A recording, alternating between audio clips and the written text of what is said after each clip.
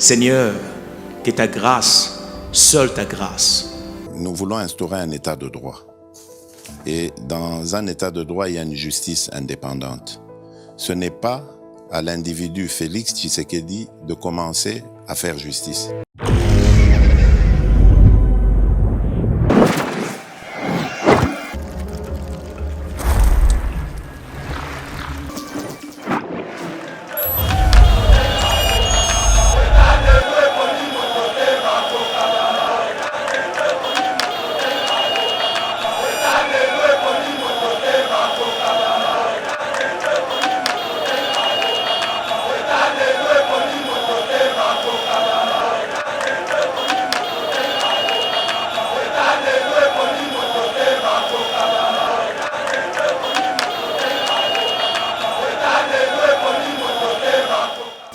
Gouvernement oyo tikoleka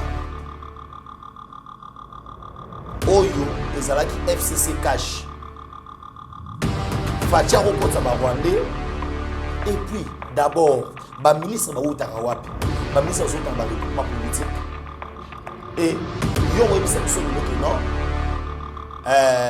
ba gouvernement ba tiba c'est vrai archi faux et c'est public azolela ça c'est public na ngai deni na suite. Il y aura ce moutaboro, c'est bien la ministre. Moi, je pense que Total la Moussala et la Moussala. Total Liboso. Ba débat moi ba caniveau à Moussala. Oh, Kagame moutoa diriger Congo. Discours en islam ba moteur. Les locaux na ba ministre ba retourna ngulu.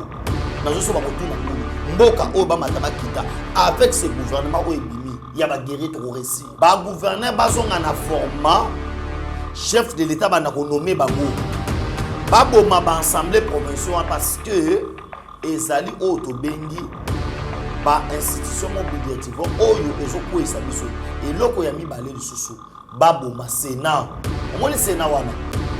Nazo somoni Sénat pour des réformes sérieuses dans notre pays. Kandolo nazo ebisa yo le gens dans ma province nabiso il faut pas vivre. Il faut pas moutou poiso vie. Il faut revendre à Kinshasa. Mes chers compatriotes, bâtir le Congo demande du patriotisme. Nous vous invitons à vous joindre à nous pour construire notre beau pays qui est la RDC. Appel de Maman Pauline Lumumba, présidente RDC Monde, à Genève. Devant vos écrans, nous sommes à 44 318 francs suisses à la date du 20 janvier 2021. Quels sont les pays qui ont participé cette année activement?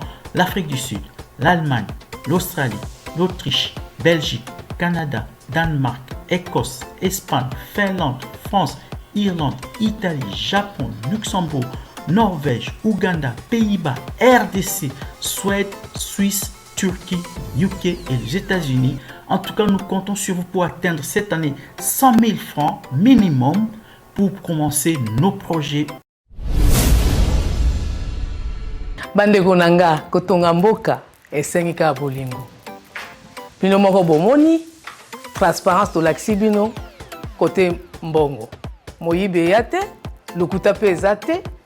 Alors boya to sangana to tonga mboka na biso les grands Congo. Merci. Malobaya, présidente RDC Monde, Pauline Lumumba à Genève.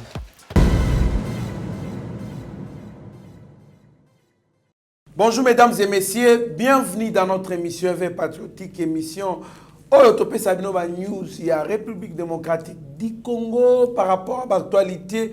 Elle a dominé scène politique congolaise, actualité elle est dominée na polémique les ali na ba réseaux sociaux pe batu misusu ba politique ba ali koloba mokozambo kanome ba ministre misusu ba ali ba nationalité douteuse, c'est-à-dire ba ali ba Rwandais selon batu misusu on parle de quelques ministres bokoye bango na kati ya émission oyo tolobela pe lisusu bongo Covid-19 pour des précisions.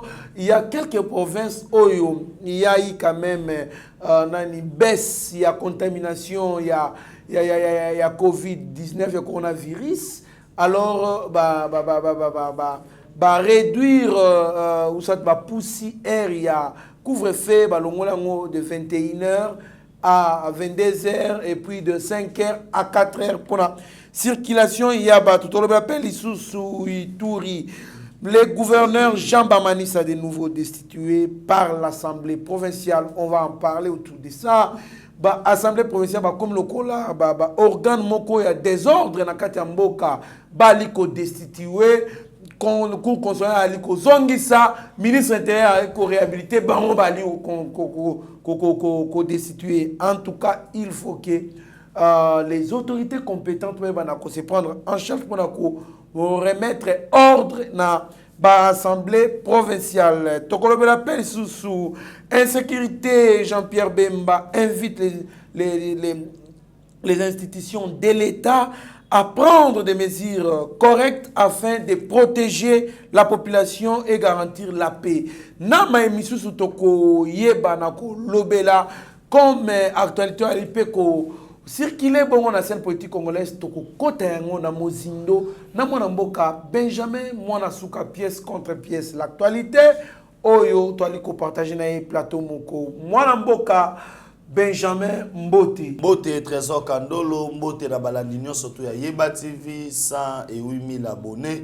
Oba osa biso confiance mukolo nyonso to Mbote na DG na biso Shadrack Loholo ola azo assister biso na émission mukolo na lelo. Mbote na Mitterrandaya, Mbote na Steve Konde HD les grands génies grâce na ende tozolanda na mokili mobimba et pourquoi pas ba o nous surtout ba soutenir Fachi Beton ba Mbote na bino ebele. Merci beaucoup Tozali Benina assistance, il y a DG Shadrack Loholo, Mitterrandaya, pourquoi pas Steve Konde HD, les petits génies, l'international, Nassima, ya caméra, Mwanamboka, Benjamin Mwanasuka, polémique autour de quelques noms. Alina gouvernement, Bali Rwandais, Ali Bongo ministre de l'agriculture, Désiré Nzinga, ministre Alexis Gisaro, ministre de l'infrastructure, et puis ministre Gilbert Kabanda, Ali Bongo ministre de la défense. Mwanamboka, qu'est-ce qui ne va pas? Est-ce que Mokozamboka nommé Rwandais dans le gouvernement congolais, to ezali nini expliquer Imboka, Baeba au juste qu'est-ce qui se passe. Réaction. Bon, ezali nango ka ndeto lobaka muto alinga ko te alinga ko te. Nyonso wana ezana ka main. Oui mais et face à nyonso. Mais Trésor Kandolo azana e kitoko main. Et face nyonso tu ya liboso. Moi je pense que badouane ko za ba kombo moko boy. Et bima et qui ba moni yango te. Ba luke le critiquer le gouvernement ba moni te. Ba bino to diembela ta. Nana yebite ki bande ko na biso bazana ba est ya république. Bazaka na mo ba kombo ezana ba air parce que il faut oyeba boy. Aujourd'hui soroki na ba frontière na biso nyonso. Par exemple na Angola. Ba même Congo za na Angola, yango pesa na Congo. Vous comprenez? Cela ne veut pas dire que Mouton a angolais. Et aujourd'hui, c'est la constitution na biso et puis si nationalité na Moutou quand balobi bato nous doit se retrouver qui na sol congolais na 1960. La constitution est claire. Vous comprenez?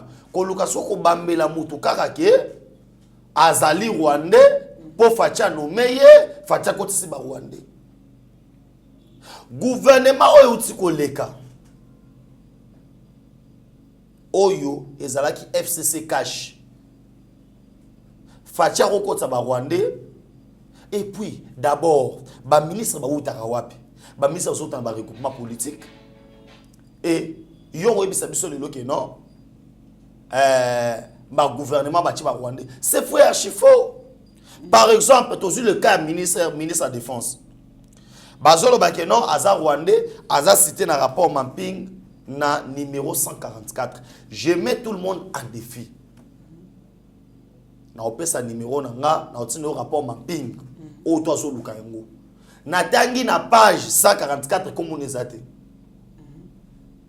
et 114 pardon Nathalie bisika oh ba bino azana rapport mapping comment est-ce que vous avez que nommé muto azali na rapport mapping o baba ki bato bazamba rapport mamba comme na bango ezali ko se retrouver bongo na rapport mapping ba kozala nommé ti de Rokandolo nazo ebisa yo tout ça les gens cherchent les voies et moyens yako luka tout mobo ya kokotela ba mona ngote bazo mona ngote.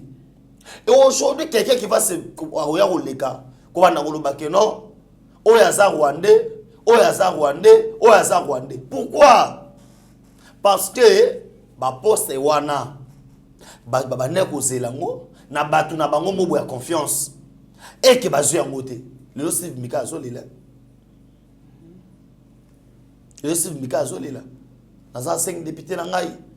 Neni na zuité. Moi, je pense que total la musala et sala. Total liboso. Ba débat moi ba caniveau à to sala moté. Et aujourd'hui on a que non, ce certains journalistes o ya ba kamo boto yebi. Nde bazo panza biloko wana po peuple congolais abi misaka mokonza mboka mabe. Tout ça mutu bazo viser neza mokonza mboka. Po balo bageno mokonza mboka akabimboke baba Rwandais. On connaît to yeba blo Rwandais beta mana média. Bon petit on ngo sabwe zo moi 5000 zo moi 4000 dollars oyo tala mutu boy to bambela boy.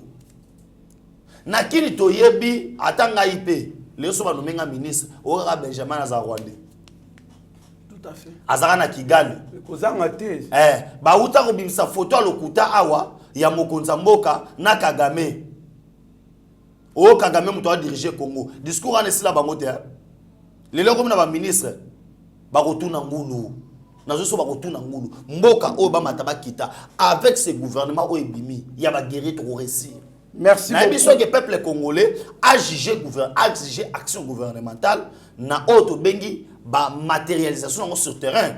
Mais ba jugé na ba bilobela bato. Parce que wana ekobonga nango te ekobako luka kaka ba créer ba masolo o ya lokuta. Or ngai nazali awa na biographie ya papa ministre na biso o bazo benga ke non azali mutu ya azar Rwandais non azali Rwandais te ministre de défense azar Rwandais te.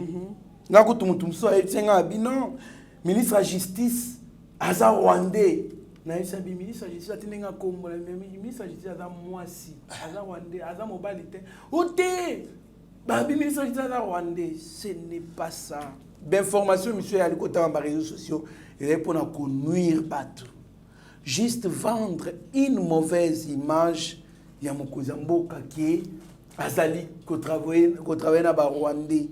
Ezali pas si mingi quand on n'est pas optimiste pour notre propre pays. Mais invité ceux qui viennent aux anabamboka misusu. Yango bolingaka mboko ebongati. Yoza chômeur, oza musalate, espoir a vu kutezate. Moi na bato vaine na fiançailles ceux qui a 10 ans. On ali kobalate.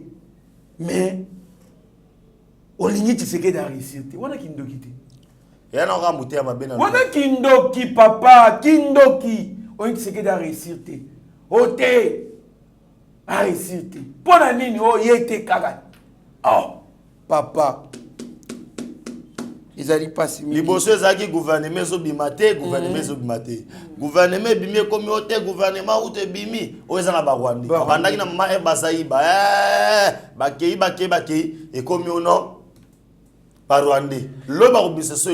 merci beaucoup mon mboka couvre-feu ba pousi yango donc ils ont dit longue dans 21h comme dans 22h au lieu ici là dans 5h comme aussi là dans 4h moi mboka Benjamin Mwanasuka couvre-feu oyo ba policier congolais ba commissaire ba barrière de comment ba péage yo mozali témoin lobi monaki parce que autant molaki MP na ba air tardif indépendamment na volonté na biso o monaki yo moko wana ezali bongo péage 0D Zéro de ta niveau. Ta niveau, tu me souviens, Bourou, c'est Dortmund. Oh, bah, Bourou, c'était. Non, Benjamin, on a un avec ce système ici, il y a couvre-feu. Bon, problème est que si on nie l'existence de la maladie, on a tout possible. Mais maladie, on a ndenge ezali bandaki koyinda na bamboka musundusu. Il faut tout pesa nzambe merci parce que biso na Congo ezali bongote. Et moi je pense que au moni était ni longondo tema ko kende mbangu amoluka ba pesa bo mayele po ba zipa mo buso bana bango. Il y a à boire et à manger ministère de la santé. Nabiki to kolobela dossier mukolo mususu. Il y a à boire et à manger niveau du ministère de la santé na biso ba ça ba congolais ba blague té. Et là on a koyebi so que non na sepeli parce que ba quand même 22h. Na sepeli parce que ba même 4h. Na sepeli quand même pour ba longoli ba province où ezali concerné té. Province au 0 cas ezali kuna. Yo tia ba couvre-feu ni. Province oyo ba tikali ko itala na tambo na ba province na biso ata koronango enge kota ba province enge mikufela yango moko. Ah bon? Pona ba province au mona ba village susu ndako moko ezalia ndako mususu ti kuna yebisa ka covid akoma kuna te. Ozoma pas. Ba coronavirus. Ba kozwa te ate ba mati ba kiti. O sa te mena ke non grand-père atonga bena kazi kolo ngomba. Muto zo atonga na se na lubwako. Ata covid ngwana covid akoma kana mpepa na bu alimu na amona esute. Apanzani. Pendant la relation que non, ça veut pas selon la réalité au biso to vivre. Il y a kobika na biso na Congo et ça là qu'on dirait qu'on peut ça bango punition moko boye. Il y a bakotaka. 22h boye na boye. Mais na ndenge net ça ba village na biso pe na mo na ngai ezaki na on inconvénient. Pour na ba village na so de bala na mo ba 18h, 19h. Ato cheli ba couvre-feu. Ato cheli ba couvre-feu. Na ba village wana couvre-feu musala mo ezaki. Vous comprenez? Et quoi alléger batoukolongola batounaïlokoana c'est très important parce que liberté à Moutou ils allaient régir la constitution et pour restreindre liberté à Moutou ils allaient roi malamouté et aujourd'hui ne ba konti bazu occasion à kolongola longola ba couvre-feu wana eza malam pour na ba policier péage ba créer bango shida lobby to zalaki na makambo moko ezaki ya musala to zonga ke air tardif to meko sala inspection biso yebatifi total ande ba barrière en ville à Kinshasa non na habité bela mbongo asko ba versement pa nani et pas général Kasongo to et pas nani général Kasongo na osenga na yo mokonzi zonga surtout à Butu ba policier na yo ezakaka bonjour to pesani bonjour bomoni bisoti to moni ba to moni bino to utsa mba musala mukanda ngo ba odu mukanda ko tetali bango te contrôle kuna mutu équipé bango te bango eza kaka 1000 soki ozo kende place oyo za 16 barrières au foot à 1000 francs c'est que bomba dans 16000 francs so ya pas si na makambo wana eza nini ya biloko wana no soto wana na pas sa makambo wana ezali ki na omona légèreté na niveau ba service de sécurité ba travailler à bongo te on doit faire quand même un effort ya koluka ko tabusa makambo na ndenge zo sécurité to le kana pété. Ceux qui ont couvre-feu, oh bah ils sont là les sabatouana, oh là les sibangouana. Titongo. Non, problème n'a pas de ngai na kendaki ambiance te. Na kendaki na cadre ya musala na zone autorisation na nga. Tout à fait. Ozo comprendre. En dehors ya air wana nga na kobima te de ko kandolo. Est-ce yo zonga air wana ndako? Jamais, c'est la première fois d'ailleurs. Voilà, eza makambo ya musala. Et aujourd'hui, ba Congolais, ba autorité na biso bazo kamba biso. Et senge ba yeba ke non tant que vous avez mesure, il faut que vous ayez temps, il y a suivi, il y a mesure. Sinon, vous avez côté. Merci beaucoup, Ezakito côté, Mokonzi, mon général Kasongo, pour renforcer le patriotisme dans les policiers. En tout cas, dans mon légèreté, dans la Kananga, ils ont sécurisé. Comment est-ce que beaucoup de sabatou dans les pamba bien que la kisi bino bien que se présenter mais il faut te sentir moi ko coincé moko boye Benjamin Mwanasuka en tout cas ce qui ke ba le sabatou nyo surtout ndenge ba le biso bongo en tout cas mboka En tout cas, vu les apolélés, vu les apolélés, bon renforcer esprit, essence, il y a patriotisme dans mitou, il y a des policiers dans bisie, bah il y a coincé quand même batou. Attends, on collecte ça batou, mais batou va sentir maintenant que non, non, tous les qui a. Non, quand il faut expliquer batou, bien attends, on va coincer, tout le monde contrôle, tout le monde tracasserie. Contrôle. Voilà, bah il y a ça la contrôle, bah on déngue. Quand on va coincer, nous sommes boulot dégue, nous sommes encourager la police, bah ça tracasserie. Parce que Moussala na yezani, Moussala na yeso va yeso que non mutu qui faut là la wana, soit en autorisation et là li wana. Moussa n'a pas dit que non, Moutou ka soit en autorisation, nous en autorisation. Il fallait malgré autorisation, ba fungo na sima ba coffre, ba fouiller biso. C'est ça Moussa na bango. C'est comme on l'a dit ba mukanda. Et comme on bon ce café biso to melate non wana on n'est pas d'accord avec ça. Merci beaucoup, mon Mboka Benjamin, mon Asuka Ituri. Le gouverneur Jean Bamanissa, de nouveau destitué par l'Assemblée provinciale, mon Mboka. Qu'est-ce qui ne va pas désordre dans l'Assemblée provinciale? Tout le monde qui va destituer, qui a ministre, ou plutôt gouverneur Jean Bamanissa va destituer, mais pas réhabiliter qui est côté ministre de l'Intérieur, va destituer gouverneur Maweja. Va destituer vice-gouverneur Néron Mbungu, cour constitutionnelle et réhabilité. Le lot Jean Mamadissa Oba Zongisaki va destituer les sous-sous. Qu'est-ce qui ne va pas désordre à Boyembutu Mbutu sur Mbutu Mbutu dans l'Assemblée provinciale? Ndeko Kandolo na oyebisa boye na bo opesa pe na temps na meka ko peindre auto bengi tableau moko sombre. Na bilan ya banda to bandi ko tchaba gouverneur au moyen ya ba élection de manière indirecte oyo ba député bazali ko voter bango système auto ya décentralisation ya ba assemblée provinciale na ko yebisa oboye je pense lelo oyo ce qui to ko pesa en terme ya pourcentage banda système ya ko tchaba gouverneur ezo uta na ba député provinciaux au monde que les bilans de la province est négatif. Parce que qu'est-ce que le gouverneur va faire?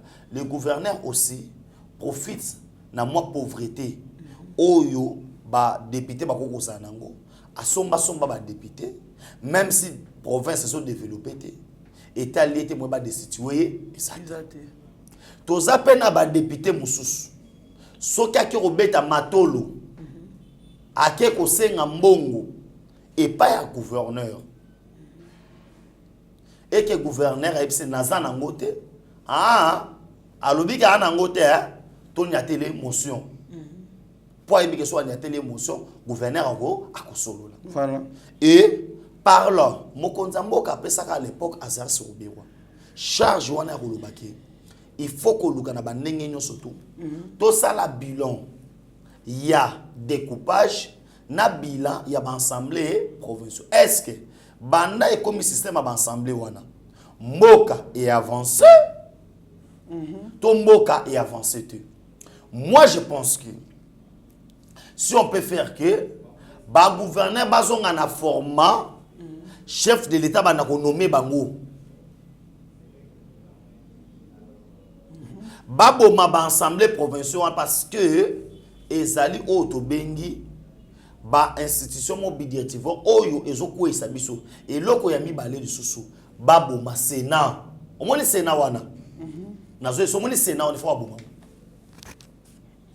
oso pan ezali ba biloko mo ba sali yango on vient faire du copie coller ya ba pays oyo bazali développer bazali na ba économie costaud o ezali ko assumer o to bengi soubassement o to bengi poids ya ba biloko wana or en réalité pas na biso ko ba samba ba députés provinciaux ba créer na bango kaka bango cop vraiment yango zo mona ba destituer na tongo ko consommer la zone na pourquoi ba ko se censure ba sali bu à l'entretemps banani bazali ba perdant ezali bongo population tala niveau ba province na biso ezali li tala niveau misère bando bazo souffrir bino bozaka kaka na gouverneur o ba longoli tozaki na mbujima yawa yo wana boy ko démissionner to ena Kinshasa ba kwesi ne ombungu ku consulaire zonsi OK kuna boye ba manisa tu aka ba réhabiliter on se comprend ça veut dire comme le roi jeu de ping pong OK ipe na bakongo kuna mbacha enani nani gouverneur na Atuma Tubwana na président nani Jean-Claude Vwemba kuna pe zali et comme nango galerie ba pesa na ba passe à toi rosa o ya lingi na province azakuna dossier mo il freine le développement du pays parce que c'est pourquoi moi je dis que province il faut des lois, il faut des réformes sérieuses dans notre pays. Quand on a yo le gens dans la province nabiso, il faut pas vivre. Il faut pas moutou poison vie. Il faut revendre à Kinshasa non. Tant que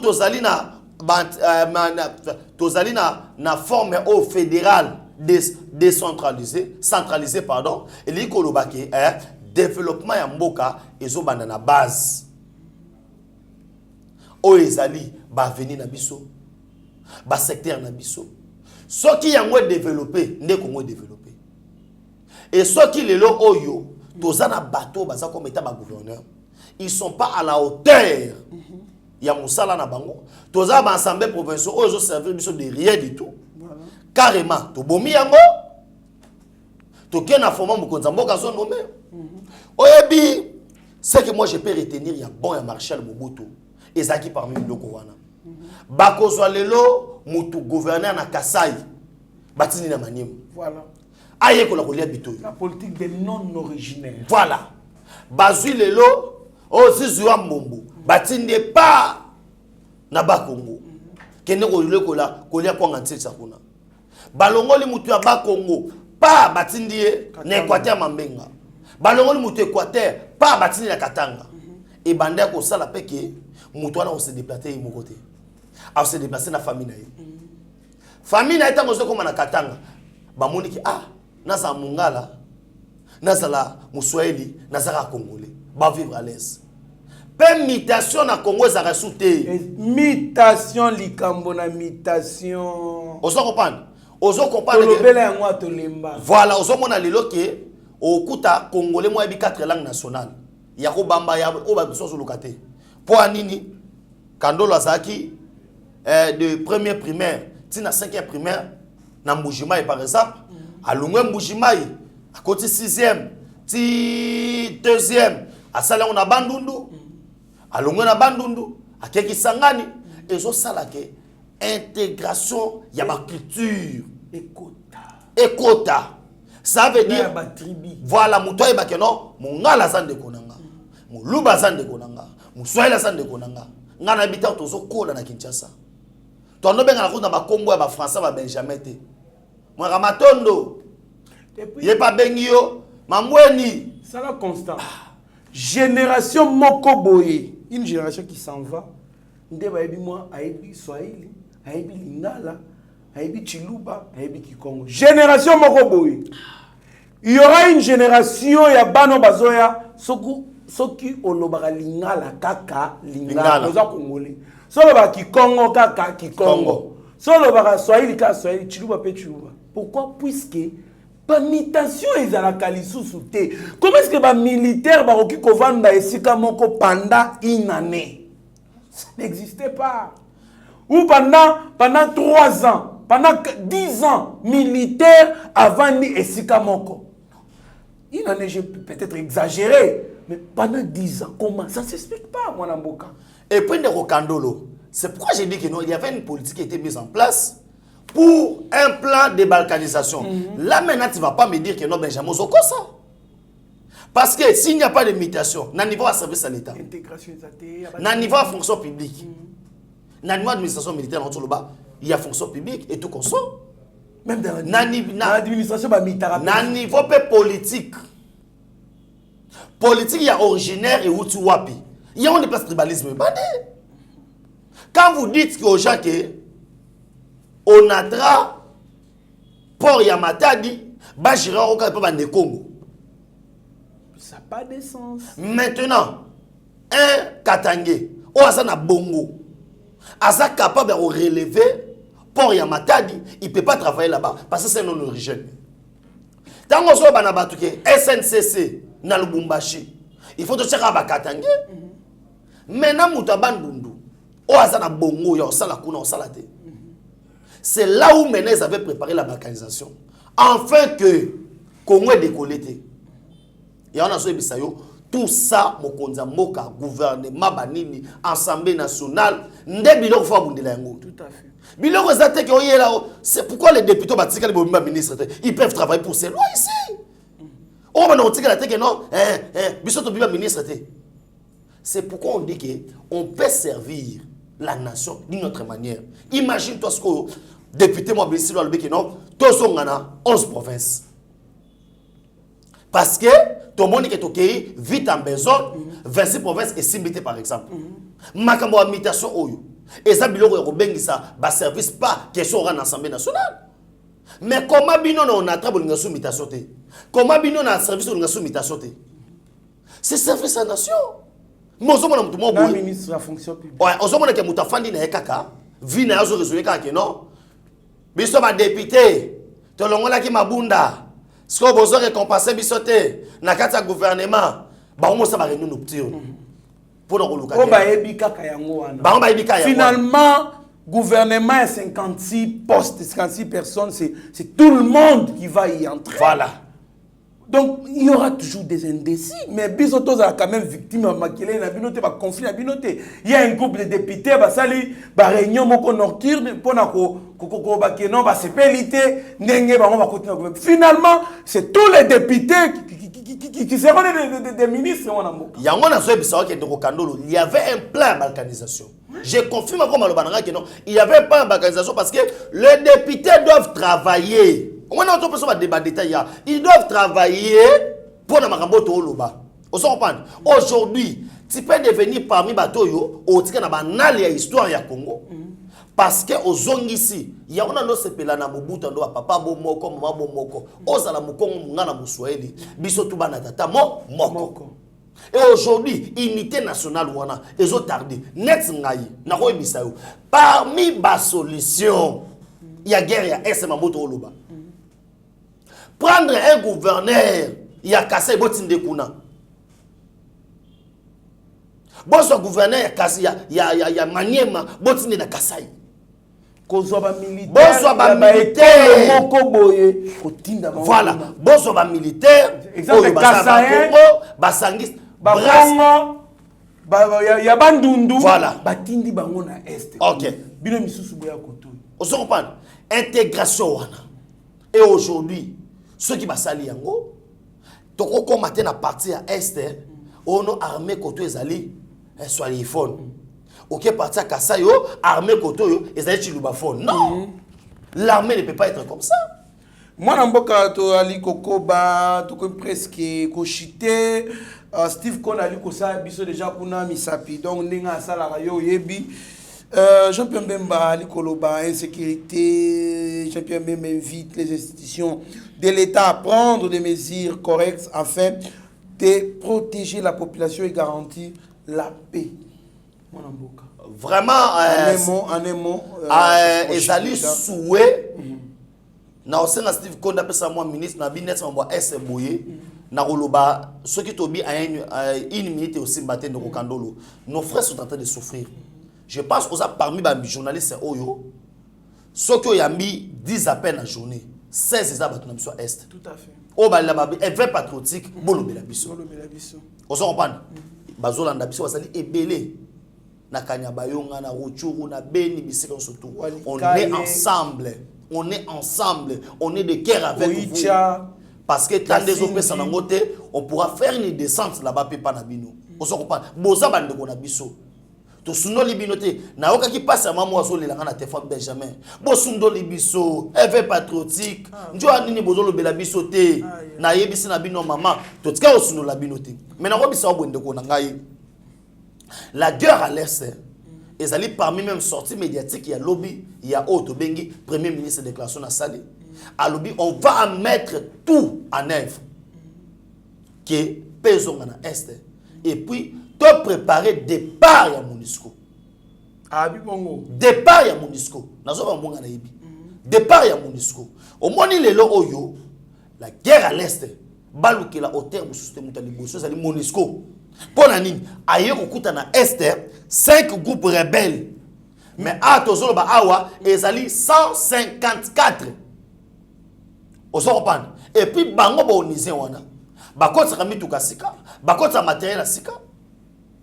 Po basala nango nini? Batonganda kokuna. Bino bokotsa ba tracteur, bokotsa ba citerne, bokotsa ba boy. Mais on nous dit la MONUSCO donc face au cri de détresse de la population, la MONUSCO lance l'opération Robuste avec l'arrivée de nouvelles unités spéciales pour appuyer l'armée congolaise. On n'en a pas besoin. On n'en a pas besoin parce que ils font ça tango ba moni que non.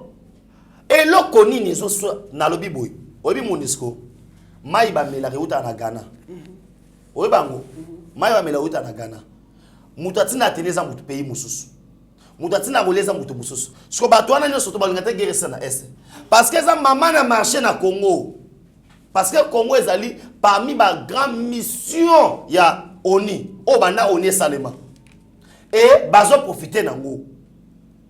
MONUSCO et loko ni nezo kanga yo, o kanga bisaka na yo, o tika biso na Congo ta omoni loko yo ba nani bangolé ba sala yango.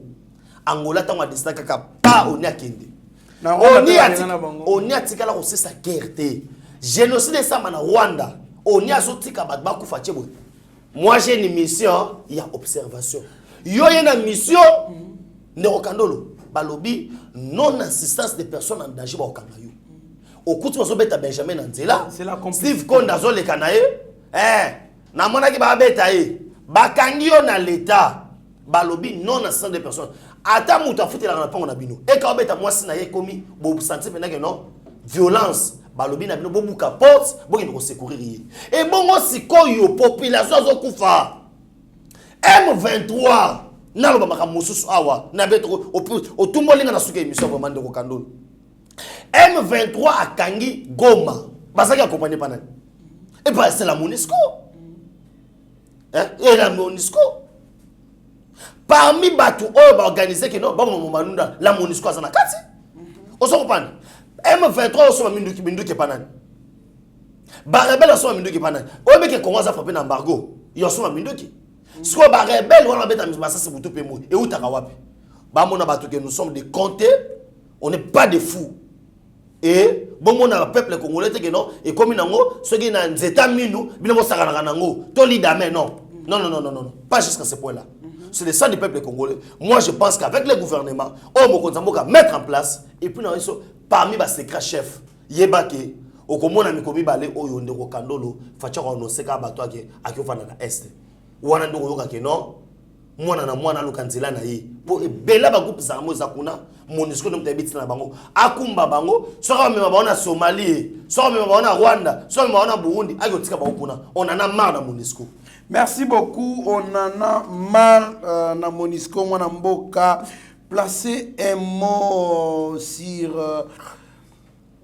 beaucoup de transformateurs grâce à Mokozamboka, Snell a outil qu'on recevoir par transformateur ebelé mon mboka Steve Konda aliko tchaba photo na ngobotalana pour résoudre la question de délestage au Congo. Réaction à la ligne Balobaka trop parler petit oui j'aime mon chef parce que azobeta bango film mukolo bande ko na ngai tala ba transformateur o yewana facha silisi molili ku makamwa molili pou esili oyebi ke molili ezali facteur ya no développement bato bazaka na molili bana caractéristique mobi caractéristique ni babotaka mingi parce que distraction mususu ezate na kata molili ba crime belé salamaka na kata molili développement ezalaka te. Aujourd'hui bato za ba congélateur ba sala kangote bato za ba cuisiner ba sala kangote pour courir ça te au moins en somme makala ils a perdu pour na mutu wana. Par contre on sala ne courant ya SNEL so mo konzamboka tel pena bino faut na frapper fort ba frapper awa na zoe sabino soki na quartier na bino transformateur ezate oni nezate cela veut dire un problème sous personnel azui ba transformateur à malonga maman molili abupia fachi beton toujours musala kitoko. Merci beaucoup en tout cas tokomi na souka émission na biso. Merci à monsieur Zéphie Lomele, merci à monsieur Olivier Tshisekedi, Jacques Kazadi, Joël Kazadi, en tout cas, puisque vous allez au Pessibinombote. Merci à Alberto Moubiaï, Tinanga Lula, Michela Moninga Malam, pourquoi pas Francis Kamanda, les partenaires de Steve Condé, et à Jean-Luc Archino, les boss de Mututu. Moi, Mboka, Benjamin Nasuka, Tala Caméra, il y a Steve Condé, HD, les petits génies, et bon, on la Malobano Yasuka. Merci beaucoup de votre trésor Kandolo. Merci Naba. Oh, nous sommes tous soutenir Bisso de l'ombre de près. Bateau soutenir Fachi Beton. Le quoi il y a José Moutema Maman Mila en direct. Kuna na Mikili. Et pourquoi pas na pesa mbote na auto bengi je Philomele et Nzambaza na yo. Et pourquoi pas to pesa mbote na auto bengi Maman na Bisso Maman Lumière Tumba Maman José. Na mone koma Ginzamba Pambolo lisusu Maman na ngai. Et pourquoi pas Maman Brigitte Kaja. En direct, Nzambe azala na yo. Numéro de téléphone yangwana pona 6 na 6 atembe oyo. Bolobi ke kombo ya ministre de défense ezali na page 114 ya rapport mapping. Eza lokuta rapport mapping na rotine de longo au vérifier. Numéro na téléphone ezali piste 143 9 70 40 89 57. Piste 143 9 70 40 89 57. Soit au komelinga na Facebook Benjamin Mwanasuka. Merci. Merci beaucoup, Mwanamboka Benjamin Mwanasuka. Tokomi Nasuka. Émission na biso, boza la branché na Eba TV. Boza décidé to ali causer la kaka ba nomination pe ya ba DG, ba mandataire et consort. Ça va nous arranger pour Mboke décoller très bien, mais toi ali causer que ezalina ba DG oyo. Bazali na ba bonne réputation, basali musala kitoko les DG qu'il faut protéger, il faut batika la parce que ba kuta ki ba nyongo na ba entreprise na bango ba décanter ba situation à l'instar ya ba entreprise ebele ya Sonas ba entreprise ebele oyo musala kusema bien ba jila lingeti il faut continuer de sorte que misala ezala toujours au top. Mieux vaut être maître de silence que plutôt esclave de ses propres mots. Merci. Seigneur, que ta grâce, seule ta grâce. Nous voulons instaurer un état de droit. Et dans un état de droit, il y a une justice indépendante. Ce n'est pas à l'individu Félix Tshisekedi de commencer à faire justice.